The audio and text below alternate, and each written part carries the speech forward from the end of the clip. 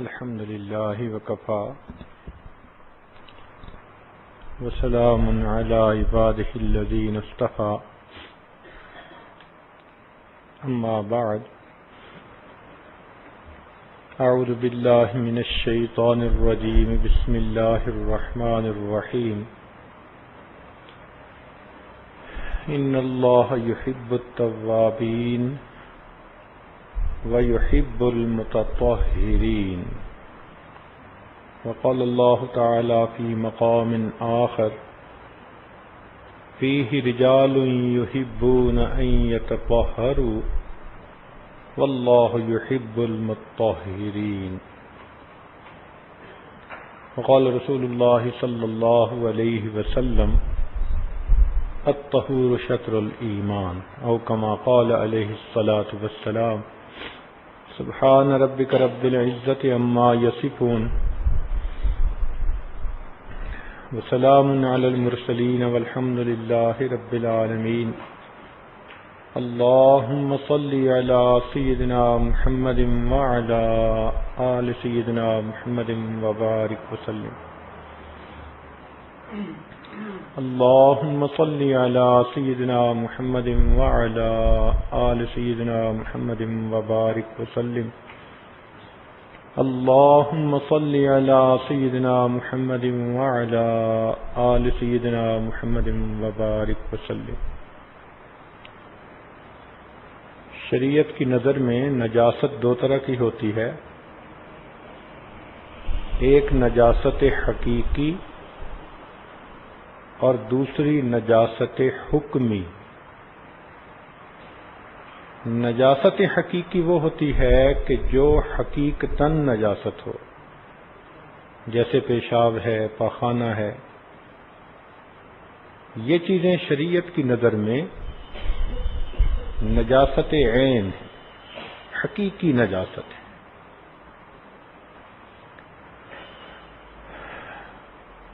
اور نجاست حکمی وہ ہوتی ہے کہ جو دیکھنے میں تو نجاست نظر نہ آئے لیکن حکم شریعت کی بنا پر وہ نجس ہے. مثال کے طور پر ایک آدمی پر غسل لازم ہے، فرض ہو گیا. اب ظاہرہ اس کے جسم پر کچھ بھی نظر نہیں آتا لیکن شریعت اس کو نجس کہے گی. نہ وہ مسجد میں داخل ہو سکتا ہے، نہ وہ قرآن پاک کو ہاتھ لگا سکتا ہے، نہ قرآن پاک پڑھ سکتا ہے. جب تک وہ غسل نہ کرے وہ نماز بھی نہیں پڑھ سکتا. تو اس کو نجاست حکمی کہا جاتا ہے.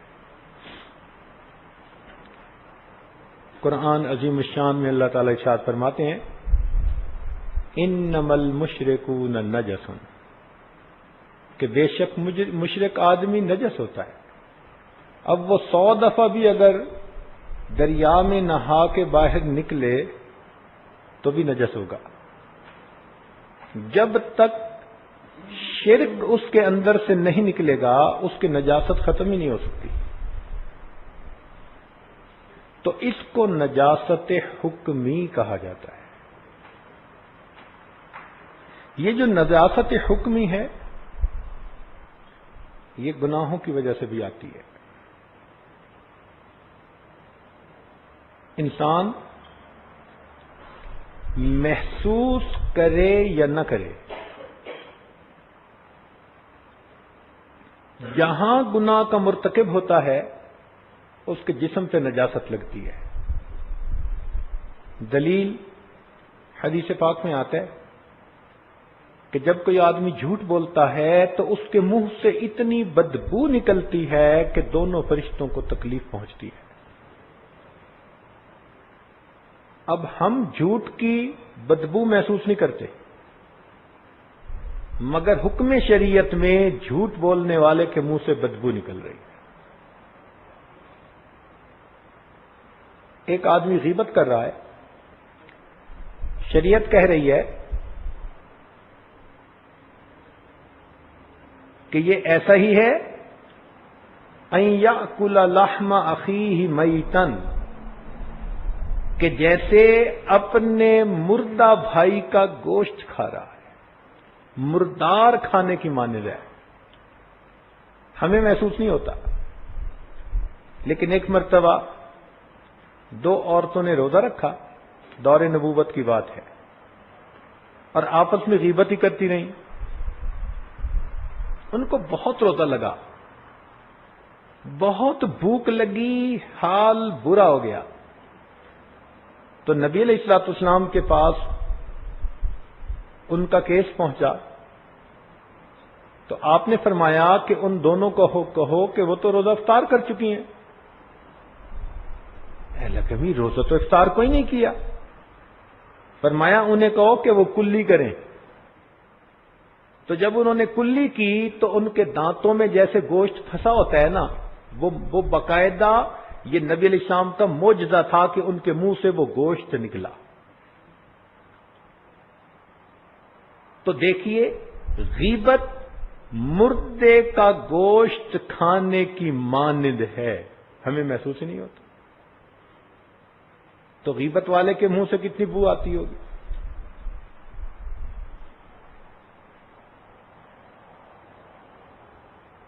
اسی لیے موت کے وقت جب فرشتے آتے ہیں نا، تو حدیث پاک میں آتا ہے کہ وہ آنے والے بندے کے اعضاء کو سونگھتے ہیں. ہم نے دیکھنا ہو نا جی کہ کھانا خراب تو نہیں ہوا، تو عورتیں سالن کو سونگھتی ہیں. وہ سونگھنے سے ان کو پتہ چل جاتا ہے کہ اس میں بو ہے یا نہیں. تو موت کے فرشتے جو آتے ہیں وہ اس کے مختلف اعضاء کو سونگھتے ہیں. اگر ان اعضاء سے یہ بندہ گناہ کا مرتکب ہوتا تھا تو ان سے بو آئے گی، اور فرشتوں کو پتہ چل جاتا ہے کہ یہ مجرم ہے، اور اسی پر اس کی پٹائی شروع ہو جاتی ہے. باسطو ایدیہم، فرشتے اپنے ہاتھ اس کی طرف بڑھاتے ہیں اور اس کی روح کو ایسے نکالتے ہیں کہ جیسے کانٹے دار کوئی ٹہنی جسم میں ڈال کے نکالے تو بندے کو کتنی تکلیف ہوتی ہے، اس طرح اس کو روح کے نکلنے کی تکلیف ہوتی ہے.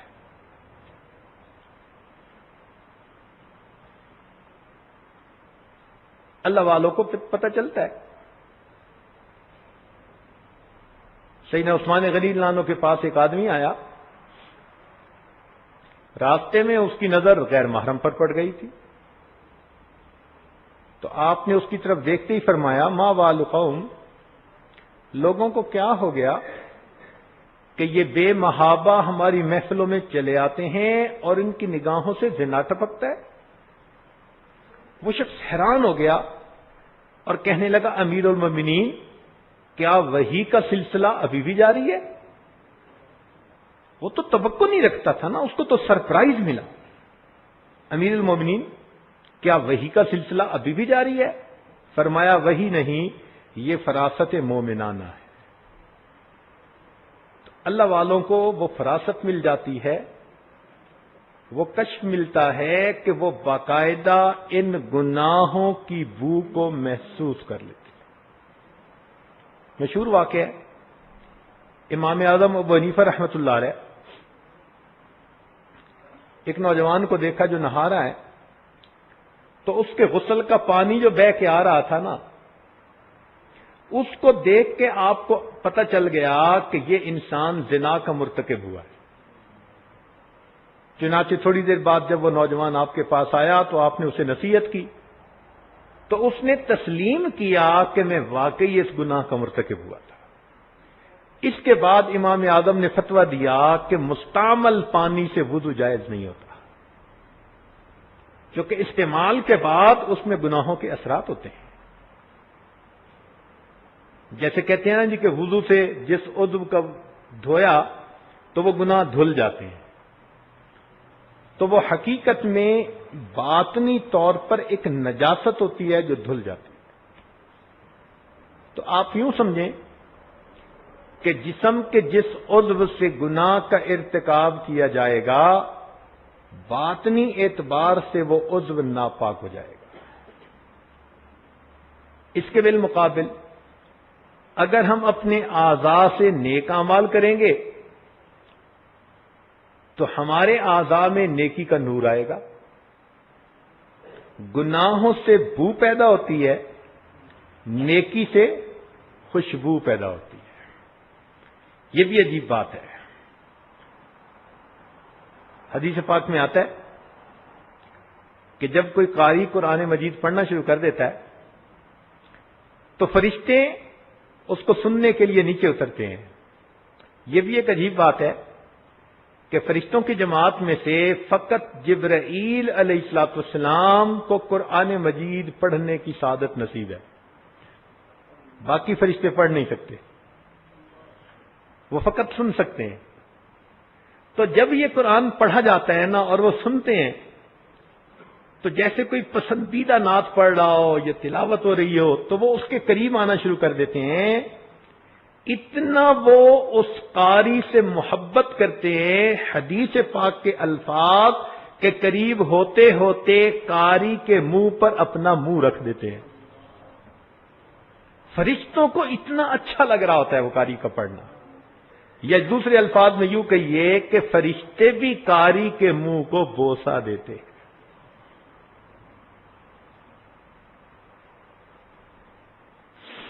امام عاصم رحمت اللہ علیہ کوفی بڑے قراء میں سے تھے.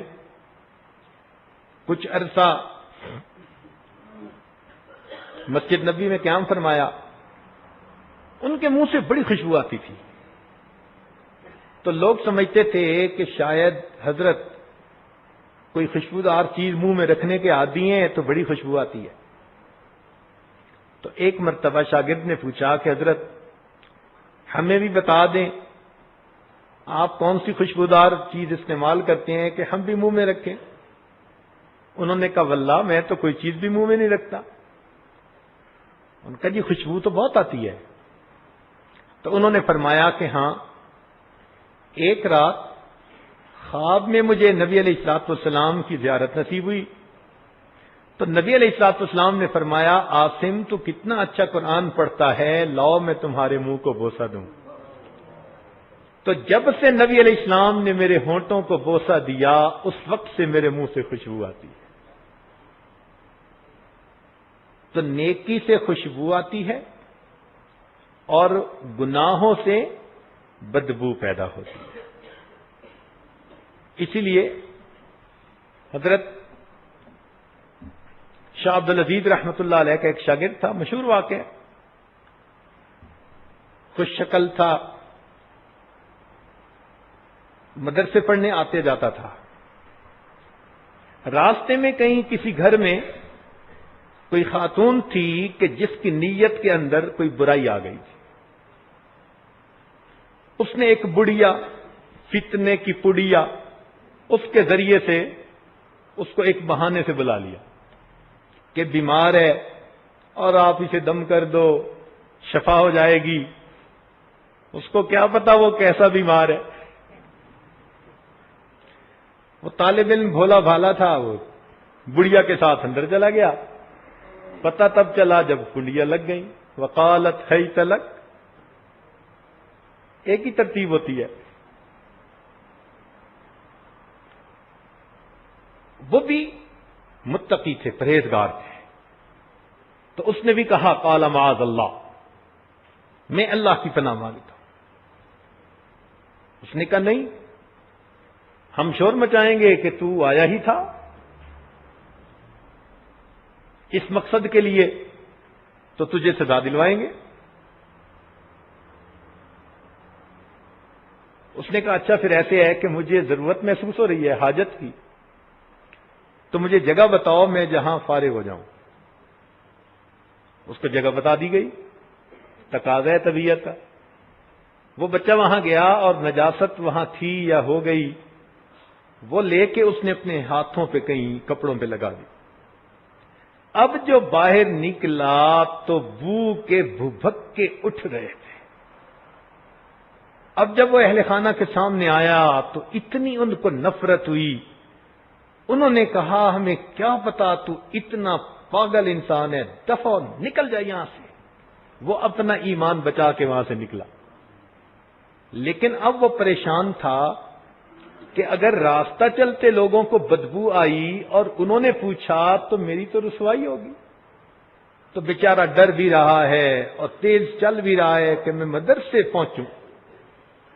مدرسہ پہنچا سیدھا غسل خانے میں، کپڑے اتارے، ان کو بھی دھو پاک کیا، اپنے جسم کو بھی پاک کیا، غسل کیا، اور گیلے کپڑے پہن کر دارالحدیث میں آ کر حدیث پڑھنے کے لیے بیٹھ گیا. تھوڑی دیر کے بعد شاہ عبدالعزیز رحمۃ اللہ علیہ فرماتے ہیں یہ آج اتنی تیز خوشبو لگا کر کون آیا ہے؟ تو طلباء نے ادھر ادھر دیکھا تو ایک طالب علم نے کہا کہ حضرت وہ فلاں ابھی آیا ہے. شاہ صاحب نے بلا لیا. اب یہ طالب علم لیٹ نہیں ہوتا تھا، عام طور پر لیٹ بھی ہو گیا تھا، کپڑے بھی گیلے تھے. تو شاہ صاحب نے پوچھا کہ بھئی یہ کیا معاملہ؟ تو بچے کو بتانا پڑا. اس نے پوری سٹوری سنا کر کہا کہ حضرت میں نے جہاں جہاں نجاست لگائی تھی گناہ سے بچنے کے لیے، جب میں نے غسل کیا میری انہی جگہوں سے خوشبو آ رہی ہے. وہ طالب علم جب تک زندہ رہا اس کے جسم سے خوشبو آتی رہی. اسی طرح کا ایک واقعہ ایک اور بزرگ کے ساتھ پیش آیا تو ان کا نام ہی خواجہ مشکی پڑ گیا کہ ان کے جسم سے مشک کی خوشبو آتی تھی. خواجہ مشکی ان کو کہتے تھے. تو گناہوں سے نجاست پیدا ہوتی ہے، بدبو پیدا ہوتی ہے، اور نیکی کی وجہ سے خوشبو پیدا ہوتی ہے. اسی لیے نبی علیہ الصلوۃ والسلام کے جسم اطہر سے اتنی خوشبو آتی تھی کہ صحابہ کرام کہتے ہیں کہ کئی مرتبہ جس راستے سے گزر جاتے تھے خوشبو سے ہم پہچانتے تھے کہ اللہ کے محبوب صلی اللہ علیہ وسلم کا گزر ہوا ہے یہاں سے. ایسی خوشبو آتی تھی. نبی علیہ السلام ایک مرتبہ قیلولہ فرما رہے ہیں، آنکھ کھلی تو آپ نے دیکھا کہ چھوٹا سا بچہ انس جو ہے وہ کوئی شیشی لے کے تو کچھ آپ کے جو پشت مبارک تھی اس کے ساتھ لگا رہا ہے. کیا کر رہے ہو؟ امی نے کہا ہے. تو آپ نے ام سلیم سے پوچھا کہ ام سلیم یہ کیا کر رہا ہے؟ تو وہ کہنے لگیں کہ اللہ کے پیارے محبوب صلی اللہ علیہ وسلم جب آپ سو جاتے ہیں دوپہر کو تو گرمی ہوتی ہے تو جسم پہ پسینے کے قطرے ہوتے ہیں، تو ہم ان قطروں کو شیشی میں جمع کروا لیتی ہیں اور جب اس پسینہ مبارک کو خوشبو میں ملاتی ہیں تو خوشبو کی خوشبو میں اضافہ ہو جاتا ہے.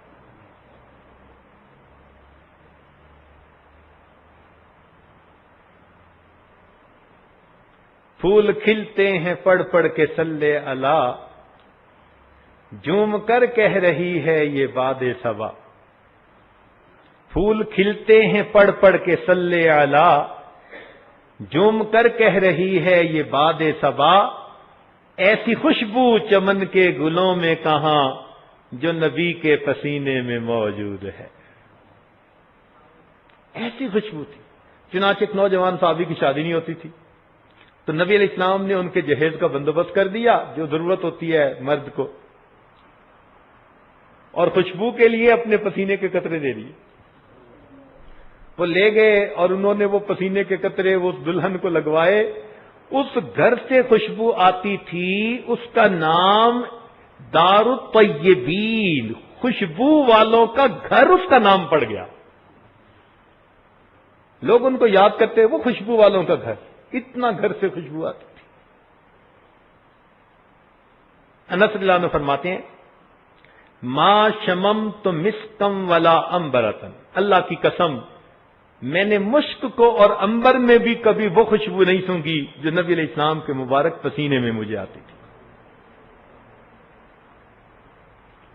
اور یہی کیفیت سیدنا صدیق اکبر رضی اللہ عنہ کی بھی تھی. چنانچہ عمر رضی اللہ عنہ کی روایت ہے، فرماتے ہیں کان ریح ابی بکر اطیب من ریح المسک، ابو بکر کے جسم کی مہک مشک کی خوشبو سے بھی زیادہ پیاری اور مزیدار ہوا کرتی تھی. تو جو لوگ گناہوں سے پاک زندگی گزارتے ہیں، نیکی کی وجہ سے ایک وقت آتا ہے کہ ان کے جسموں میں خوشبو آ جاتی ہے. اور جو گناہوں کی زندگی گزارتے ہیں تو آپ دیکھیں گے ان کے پاس بھی بیٹھ کے تو آپ کو ایک عجیب بدبو محسوس ہوگی. یہ گناہوں کی بدبو ہوتی ہے جس کو اللہ والے پہچانتے ہیں. یہ تو طے شدہ بات ہے کہ ہر انسان کے جسم کی مہک ہوتی ہے. ہمارا بینڈ جو ہے نا مہک سونگنے کا وہ ذرا چھوٹا ہے اور جانوروں کا ذرا وائڈ ہوتا ہے. تو اس لیے جانور جلدی اندازہ لگا لیتے ہیں. اب یہ لوگ چور کو جو پکڑتے ہیں کیسے پکڑتے ہیں؟ تفتیش والے کتے آتے ہیں اور کتے کو اس جگہ پر کھڑا کر دیا جاتا ہے جہاں واردات ہوئی. تو کتا اس کی مہک سونگھ لیتا ہے اور اس کی مہک کی بنا پر وہ بھاگنا شروع کر دیتا ہے. 12 میل دور جا کر کتے نے چور کو پکڑا ہے. ہمیں تو محسوس نہیں ہوتا کہ ہوا میں کوئی مہک ہے، کتا محسوس کرتا ہے. حتیٰ کہ انسانوں کے مجمع میں وہ گھس جاتا ہے تو کتا اس کے اندر بھی عجیب انداز سے اس کی تفتیش ہوتی ہے. ایک چور بھاگتا بھاگتا درخت کے اوپر چڑھ کر بیٹھ گیا تو کتا گیا اور درخت کے قریب جا کر کھڑا ہو گیا. اب اس کے ساتھ جو پولیس والا بھاگ رہا تھا اس نے جب اوپر دیکھا تو وہ مہمان صاحب اوپر بیٹھے ہوئے تھے.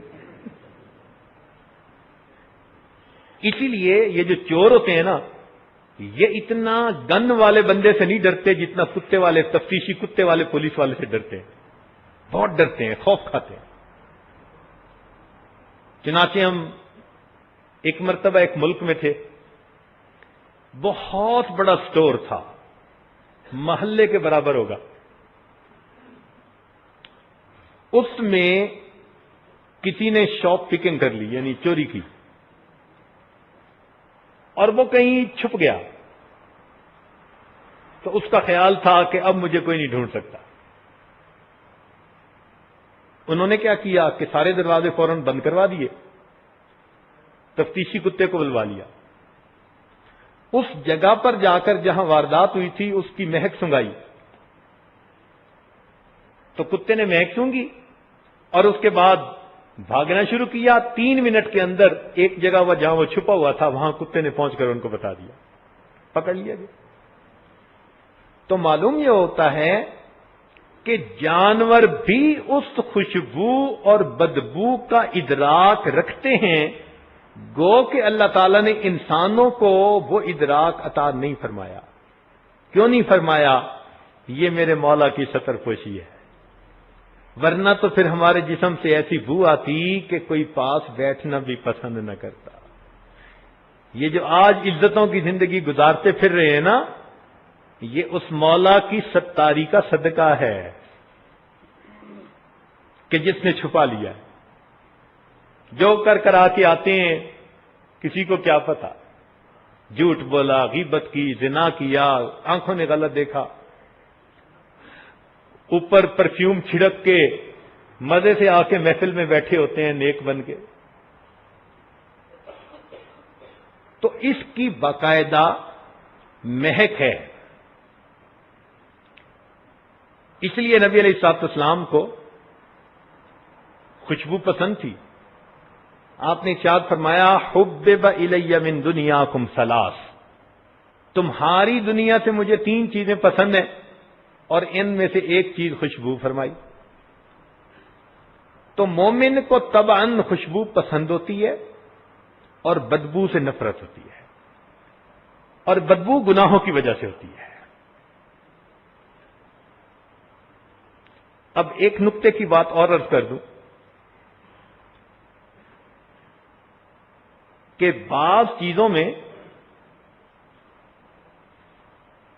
جو بدبو آتی ہے نا تو یہ ان کی خرابی کی نشانی ہوتی ہے. زخم سے بو آئے اس کا مطلب ہے زخم خراب ہو چکا. کھانے سے بو آئے، کھانا خراب ہو چکا، تو بو ہمیشہ خرابی کی دلیل ہوتی ہے، ہمیشہ خرابی کی دلیل ہوتی ہے۔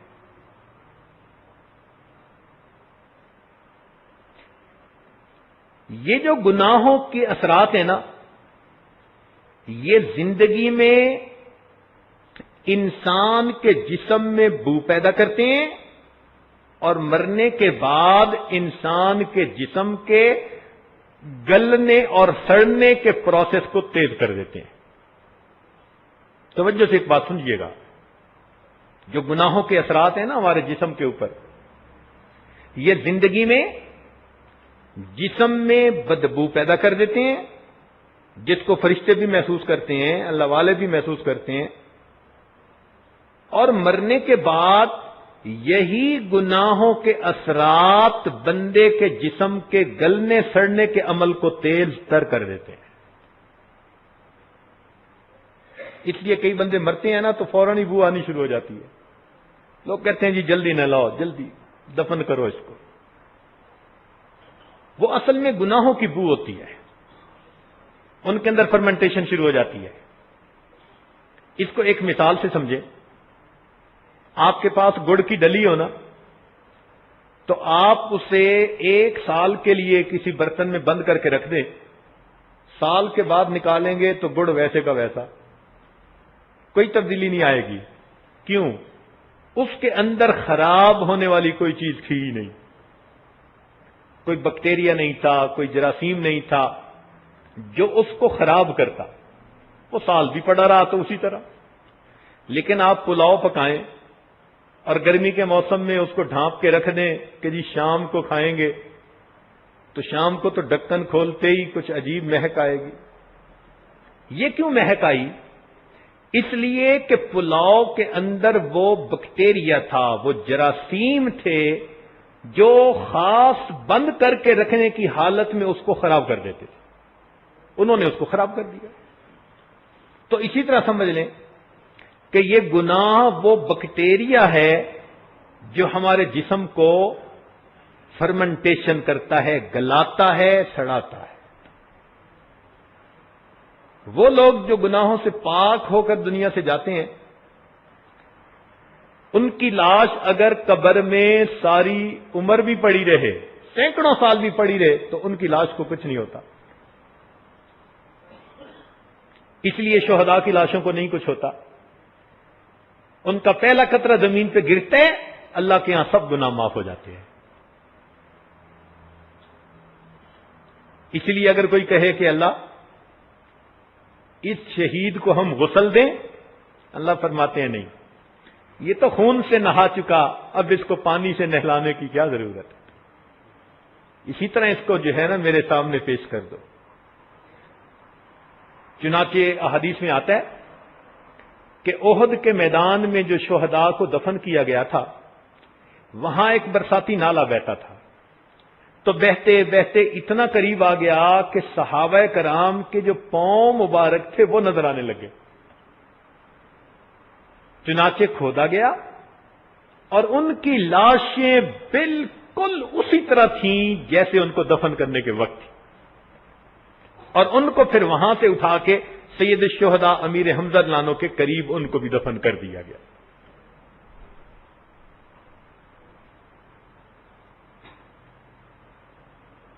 100 سال سے کم کی بات ہے کہ دریائے فرات کے کنارے بھی کچھ صحابہ مدفون تھے، تو دریا نے پھیلاؤ کیا تو ان کی قبور کے قریب آ گیا، تو اس وقت بھی وقت کے بادشاہ کو خواب آیا، جو صاحب مزار تھے انہوں نے خواب میں اس کو کہا کہ بھائی ہمیں پانی سے تنگی ہو رہی ہے۔ چنانچہ اس نے جا کر دیکھا تو اس وقت پوری دنیا کے مسلمانوں تک یہ خبر پہنچی۔ اس عاجز نے ڈائریکٹ اس بندے سے سنی یہ بات جس نے ان کے دوبارہ جنازے میں شرکت کی تھی۔ ان کو نکالا گیا تو لوگ کہنے لگے جی کہ ہم نے جنازہ پڑھنا ہے۔ شرن تھا یا نہیں تھا، لوگوں کا اپنا جوش جذبہ ہوتا ہے، تو عوام نے پھر جنازہ پڑھ کے پھر دفنا دیا. اس میں وہ شریک تھا. اور یہ وہ بندہ تھا جس نے زندگی میں 53 حج کیے اور جس کی تمنا تھی کہ مجھے مدینہ میں موت آئے.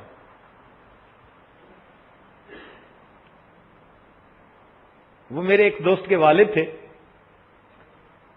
تو میرے لیے والد کے برابر، مگر محبت اتنی کرتے تھے کہ مجھے اپنا دوست کہتے تھے بس میرا دوست آ گیا، اور مجھے کہتے تھے کہ آپ مجھے باتیں سنائیں، اور سنتے تھے. اللہ اکبر. فرماتے تھے کہ اگر اللہ تعالیٰ نے قیامت کے دن مجھ پر مہربانی فرمائی تو بیٹے میں تمہارے بغیر جنت میں نہیں جاؤں گا. اور اللہ تعالیٰ نے دیکھو ان کی کیا دعا قبول فرمائی کہ مدینہ مرنے کی ان کی تمنا تھی. مسجد نبوی میں باوضو رمضان المبارک میں ریاض الجنہ میں عصر کی نماز میں اعتکاف کی حالت میں سجدے کے اندر ان کی روح قبض ہوئی. اتنی سعادتیں اللہ نے ایک وقت میں جمع کر دی.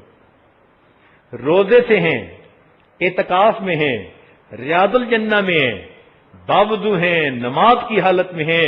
عصر کی نماز کے سجدے میں جب گئے تو وہیں پر روح قبض ہو گئی. چنانچہ ان کا وہاں جنازہ پڑھا کے جنت بقیع میں دفن کر دیا. یہ بات انہوں نے خود سنائی. تو اس کا مطلب ہے کہ جن کے جسم میں وہ گناہوں کے جراثیم نہیں ہوتے، وہ بدن اللہ کے ہاں اتنا پاک ہو جاتا ہے کہ اگر اس کو مٹی کے بھی حوالے کر دیا جائے تو مٹی ان کے جسم کو نہیں کھاتی. اور انبیاء کے بارے میں تو حدیث پاک میں آتا ہے الانبیاء احیاء فی قبورہم یصلون. وہ تو قبور میں زندہ ہوتے ہیں، نماز پڑھتے ہیں. ہم اس وقت پرائمری اسکول میں پڑھتے تھے، 4 میں یا 5 میں، چھوٹی عمر تھی. تو ہمارے شہر میں سیلاب آیا تو قبرستان کی کچھ قبریں بھی جو تھیں وہ کھل گئیں، کیونکہ شہر میں بھی پانی، قبرستان میں بھی پانی. ایک قبر ایسی تھی کہ جب لوگ اس کے قریب گئے تو اس میت کا کفن بھی میلا نہیں ہوا تھا.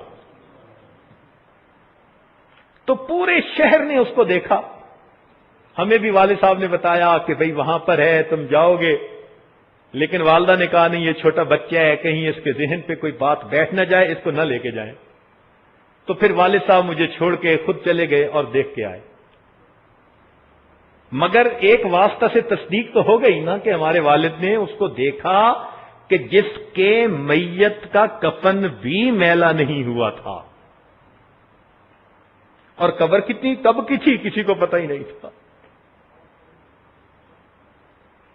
ہمارے یہی دوست جن کی جنت بقیع میں تدفین ہوئی، فرمانے لگے کہ ایک مرتبہ لاہور میں بارش ہوئی. مجھے صبح سیر کی عادت تھی.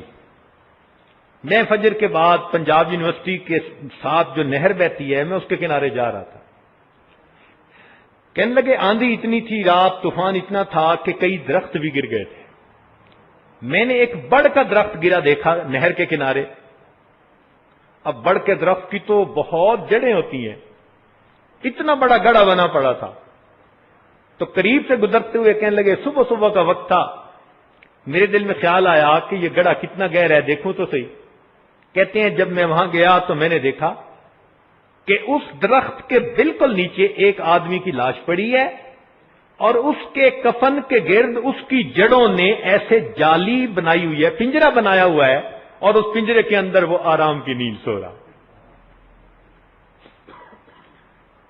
اب بتاؤ کب وہ بڑ کا درخت اگا ہوگا اور کب اس کو پنجرے کے اندر اس نے محفوظ کیا ہوگا، اور وہ اللہ کا بندہ کب سے وہاں پڑا. کہنے لگا کہ اس کے کفن کو سفید حالت میں میں نے اپنی آنکھوں سے دیکھا ہے.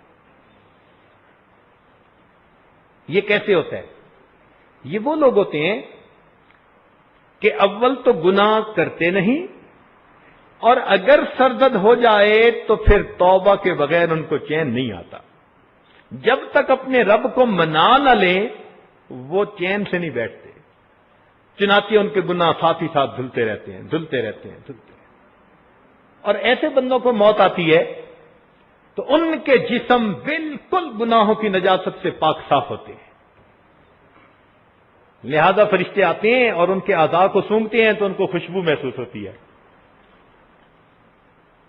تو پھر جنت والے فرشتے آ جاتے ہیں، تتوفاہم الملائکۃ طیبین، وہ پھر جنت کا رومال میں خوشبو لے کے آتے ہیں۔ یہ انیستھیزیا ہے وہاں کا، آج بھی جس کو آپریشن کرنا ہو نا تو اس کو سنگھا دیتے ہیں کہ اس کو تکلیف کا پتہ نہ چلے، تو جنت سے انیستھیزیا لے کے آتے ہیں، وہ لا کے اس کے سینے پہ رکھ دیتے ہیں اور وہ میت اس کو سونگتا ہے، اس کو پتہ نہیں چلتا، اور مکھن میں سے بال کی طرح اس کی روح کو نکال لیا جاتا ہے۔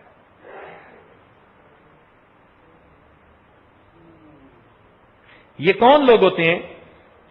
جنہوں نے اپنے جسموں کو اللہ تعالی کی نافرمانی سے بچایا ہوتا ہے، اور جو اپنی جسموں کو گناہوں سے بچاتے نہیں ان کے جسم گل سڑ جاتے ہیں۔ تدفین سے پہلے ان کی لاشوں سے بو آنی شروع ہو جاتی ہے۔ ہم نے دیکھا لوگ کہتے ہیں جی جلدی کرو، دفن کرو دفن کرو، بھئی 1 گھنٹے کے بعد بیٹا آئے گا، اندر سے پیغام آیا جی لاش سے ابھی بو آ رہی ہے، پتہ نہیں گھنٹے بعد کیا ہوگا، دفن کرو، جا کے دفن کر کے آ۔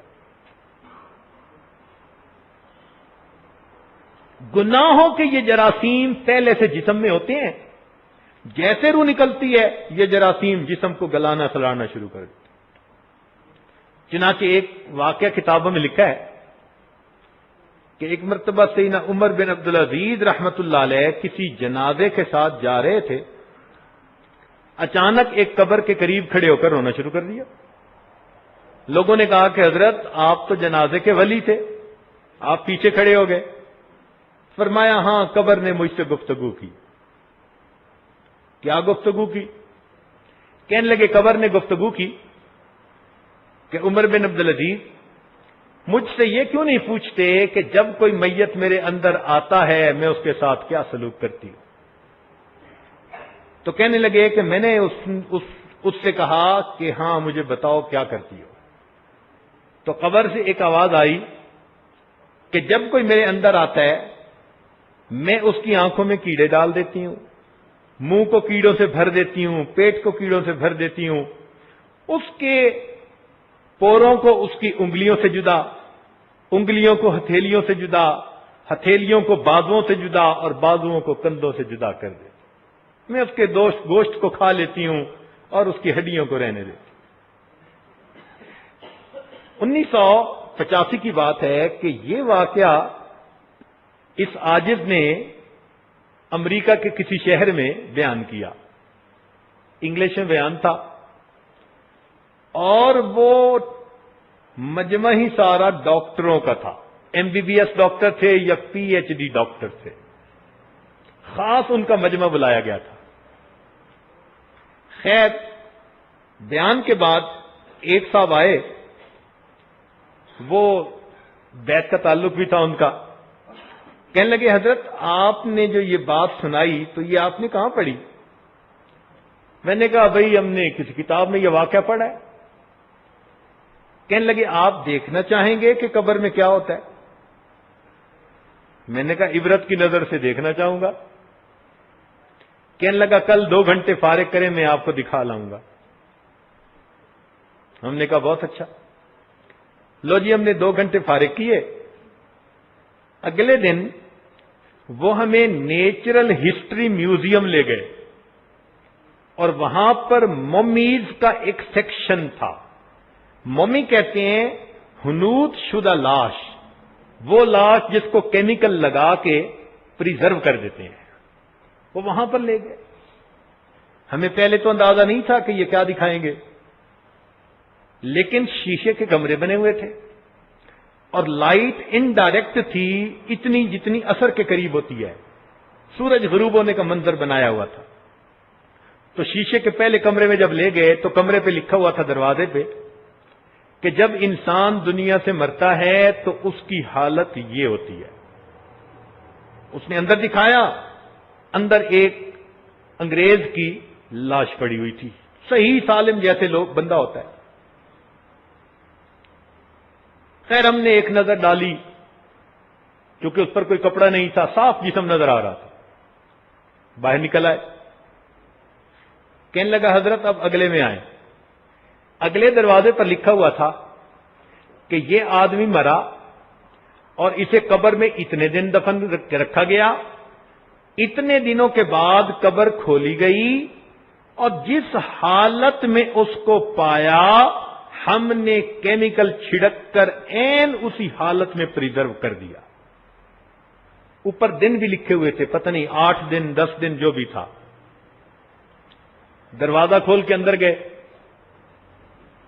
ہم نے کیا دیکھا کہ باقی سارا جسم ٹھیک، سب سے پہلی تبدیلی جو بندے کے جسم میں آتی ہے اس کی آنکھوں کے دونوں ڈیلے بنٹے نکل کے اس کے رخساروں پر پڑے ہوئے تھے، سب سے پہلی تبدیلی یہ آتی ہے، اور اس کی آنکھوں کے وہ جو ڈیلے تھے ان کے ساتھ کیڑے چمٹے ہوئے تھے چاروں طرف۔ اے انسان، جو ہوس بھری نگاہیں تو غیروں پہ ڈالتا پھرتا ہے، سب سے پہلے اللہ تیرے جسم کی آنکھوں کو ہی کیڑوں کی غذا بنائیں گے۔ سب سے پہلے تیری آنکھوں کو کیڑے کھائیں۔ ہم تو دیکھ کے اتنا حیران ہوئے کہ کوئی حد نہیں، آنکھوں سے آنسو ہمارے۔ وہ کہنے لگا حضرت آگے چلے، اگلے کمرے میں گئے، لکھا ہوا تھا یہ بندہ فوت ہوا، اس کو اتنے دن قبر میں رکھا، کچھ زیادہ دن، اور جب نکالا تو اس کی یہ حالت تھی۔ جب اندر جا کے دیکھا تو اس کا باقی جسم سلامت، آنکھوں کے ڈیلے جو تھے وہ کیڑوں نے کھا لیے تھے، اور آنکھوں کے اندر سوراخ سے بنے ہوئے تھے، گڑے سے۔ دوسری چیز کیا دیکھی کہ اس کے منہ میں کیڑے بھرے تھے جو اس کے ہونٹوں کو کھا رہے تھے۔ یہ ہونٹوں پہ کیڑے چمٹے ہوئے تھے، جیسے چاول ہونٹوں پہ رکھ دیں، بالکل اسی طرح کیڑے صاف نظر آ رہے تھے چمٹے ہوئے، اور انہوں نے کیمیکل لگا کے رکھا ہوا تھا۔ جس زبان سے محبتوں کے دعوے کرتا پھرتا ہے، جھوٹی محبتیں، تیرے بغیر میں رہ نہیں سکتا، تو میری زندگی ہے، تو میرا دین ایمان ہے، یہ نفسانی شیطانی شہوانی محبتیں جو بول زبان سے نکلتے ہیں نا غیر کے لیے، تو دوسرا اللہ تعالیٰ ان ہونٹوں کو، اس زبان کو کیڑوں کی غذا بنائیں گے۔ 2 گھنٹے تیری سیل فون کی کالیں چلتی رہتی تھی، ہر گھنٹے کے بعد تجھے رنگ آتی تھی۔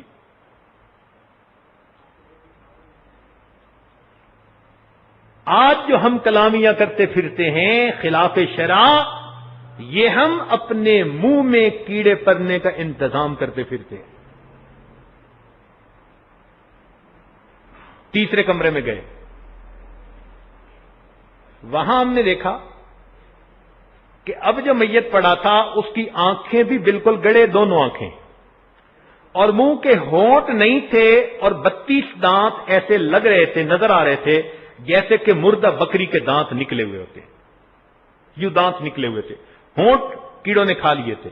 اور تیسری بات یہ دیکھی ہم نے، اب اس کے پیٹ کے اندر بھی پیالہ بن گیا تھا، پورا پیٹ، اور وہ بالکل کیڑوں سے بھرا، جیسے پیالہ چاولوں سے بھرا ہوتا ہے، ہو بہو ہم نے اس کے پیٹ کے پیالے کو کیڑوں کے چاولوں سے بھرا دیکھا۔ جس پیٹ میں حرام غذا جاتی ہے یہ کیڑوں کی غذا بن رہا ہے۔ بس اسی طرح آگے وہ کیڑے پھیلتے چلے گئے، حتیٰ کہ ایک وقت آیا کہ گوشت کا نام و نشان ختم ہو گیا۔ پھر اس سے آگے جا کے دیکھا تو آخری کے اندر ہم نے پورے جو تھے وہ انگلیوں سے جدا دیکھے، انگلیاں ہتھیلی سے جدا دیکھی، ہتھیلی بازو سے جدا، بازو جسم سے جدا، سب ہڈیاں الگ الگ پڑی۔ پھر اس کے بعد آخری ایک وہ تھا، اس میں انہوں نے لکھا کہ اتنے سال کے بعد قبر کھولی، اس کے اندر ریڑھ کی ہڈی کا اتنا سا حصہ پڑا تھا، باقی ہڈیوں کو بھی کیڑوں نے کھا لیا. آج جس جسم کو حرام سے پال رہے ہیں، جس جسم کو ہم گناہوں کے مزے دے رہے ہیں، ہم اس جسم کو کیڑوں کے لیے تیار کر رہے ہیں.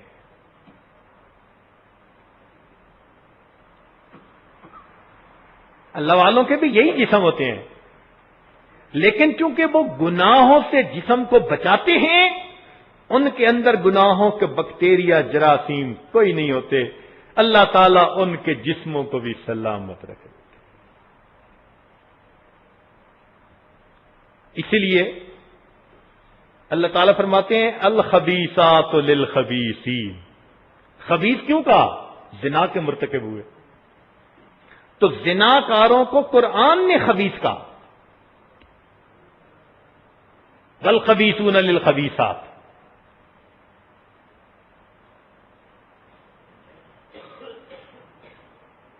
اس لیے حدیث پاک میں آتے ہیں، ذمہ داری سے کہہ رہا ہوں کہ زنا کار آدمی کو جب جہنم میں ڈالا جائے گا تو وقفے وقفے سے اس کے جسم سے ایسی بدبو نکلے گی کہ جہنمی بھی اس کے قرب سے اللہ کی پناہ مانگیں گے.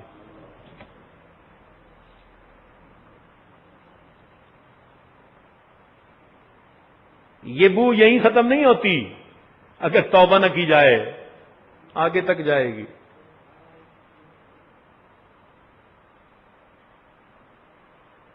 آج محفل میں اگر کسی کے جسم سے ری خارج ہو بدبودار تو لوگ کتنا برا مناتے ہیں، نفرت سے اس کو دیکھتے ہیں، کہتے ہیں نکل جاؤ یہاں سے. تو ہمارے جسموں سے جو گناہوں کی بو آتی ہے تو فرشتے بھی تو ہمیں یہی کہتے ہوں گے نا. اور ایسا نہ ہو کسی دن اللہ تعالیٰ بھی کہہ دیں او میرے بندے ہر وقت ہی تیرے جسم سے گناہوں کی بو آتی رہتی ہے. میں نے تجھے کہا تھا کہ ہوا معکم اینما کنتم، میں تمہارے ساتھ ہوں تم جہاں کہیں بھی ہو. تو میری معیت کا تم نے مجھے یہ سلا دیا. گناہوں کی گندی بدبو آتی ہے تمہارے جسم سے.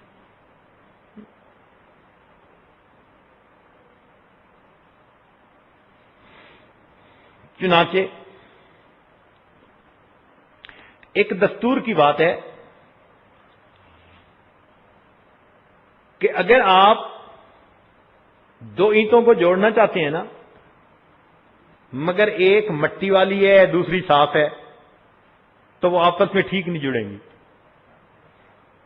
اس کا تجربہ ہمیں اس طرح ہوا کہ ہم ایک مرتبہ حضرت خواجہ فضل علی قریشی رحمۃ اللہ علیہ کی خانقاہ پر حاضر ہوئے. 4 مہینے وہاں قیام کرنا تھا ہم نے. تو مدرسے کے طلباء ایک جگہ دیوار تھی اس کو اونچا کرنا چاہتے تھے کہ ذرا پردہ کامل ہو جائے. چنانچہ وہ کہیں سے سیمنٹ لے کے آئے، کہیں سے ریت لے کے آئے، اور اپنی مدد آپ کے تحت انہوں نے اینٹیں بھی گیلی کی اور اس کے اوپر انہوں نے دیوار بنائی اونچی 2 فٹ سی. اور بڑے خوش ہوئے کہ بھئی اب ہماری دیوار ذرا اونچی ہو گئی. اللہ کی شان کوئی 2 ہفتے نہیں گزرے تھے کہ کسی بچے نے اس کو ایسے ہاتھ لگایا کہ کتنی پکی، تو اوپر کی دیوار کا پورا بلاک ہی نیچے آ گیا. پتہ چلا نیچے والی دیوار سے اس کا جوڑ ہی نہیں لگا تھا. میرے پاس آئے کہ جی آپ انجینئر ہیں بتائیں. تو میں نے انہیں بتایا کہ بچوں نیچے والی جو اینٹیں تھیں نا ان پر مٹی لگی ہوئی تھی، آپ نے ان کو گیلا تو کر دیا، مٹی تو نہیں نہ ہٹائی. جب کوئی چیز میلی ہوتی ہے تو جب تک اس کی وہ میل کو ہٹائے نہیں وہ صاف چیز کے ساتھ جوڑ نہیں پکڑتی. تو آپ ایسا کرو تاروں کا برش لے کے آؤ کہیں سے. چنانچہ وہ تاروں والا برش لے کے آئے، ہم نے پانی ڈلوایا، ایک طالب علم کو آپ رگڑو ان اینٹوں کو ذرا. اس نے جی اینٹوں کو رگڑا، بالکل میل کا نام و نشان مٹا دیا. انہی اینٹوں پہ پھر جب سیمنٹ لگایا اور دوسری اینٹیں رکھیں تو بہترین جوڑ کے ساتھ پکی دیوار کھڑی ہو گئی. آج بھی وہ بات یاد آتی ہے کہ اگر میلی اینٹ صاف اینٹ کے ساتھ جوڑ نہیں پکڑ پاتی تو ہمارے میلے دل اس پاک پروردگار کے ساتھ کیسے جوڑ پکڑ پائیں؟ یہ بھی جوڑ نہیں پکڑ پاتے.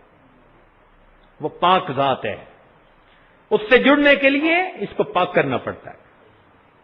ناپاک چیز اس پاک ذات کے ساتھ کبھی جوڑ نہیں کھا سکتی. اس لیے اس دل کو گناہوں کی نجاست سے، غلاظت سے، معصیت سے ہم اچھی طرح پاک کریں تو اس کو اللہ رب العزت کا وصل نصیب ہو جائے گا. اس لیے اللہ تعالیٰ فرماتے ہیں عبدی قد طہرت منظر الخلق سنین، او میرے بندے تو نے مخلوق کی خاطر سالوں اپنے چہرے کو صاف کیا، کبھی تو نے میری خاطر بھی اپنے چہرے کو سنوارا کہ میں بھی تجھے محبت کی نظر سے دیکھ لوں؟ آج دوست سے ملنا ہو تو نہا دھو کے اور سرمے ڈال کے جاتے ہیں، کپڑے پہن کے اچھے جاتے ہیں، خوشبوئیں لگا کے جاتے ہیں. ملاقات ہے جی، افسر سے ملاقات، دوست سے ملاقات، بزنس میٹنگ، فلاں جگہ جانا ہے، ہر جگہ جانے کی تیاری. دلہن کو رخصت کرنا ہوتا ہے تو اسپیشل اس کو تیار کرتے ہیں بیوٹی پارلر کے اوپر بھیج کے. کیوں؟ کہ یہ پہلی نظر میں اپنے میاں کو پسند آ جائے.